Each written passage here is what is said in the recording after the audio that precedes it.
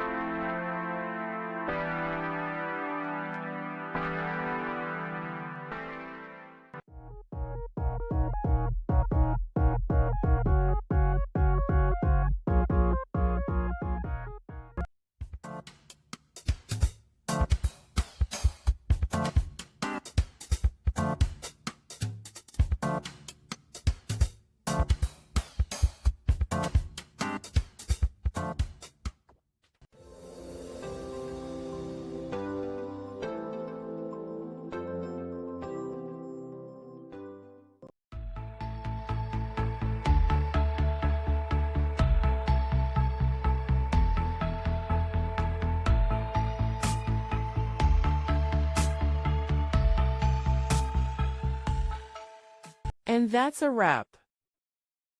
I hope you found the answer you were looking for. If you did, take a second to hit that subscribe button. It really helps out. And let me know in the comments which solution worked best for you. See you next time in the Debug Zone.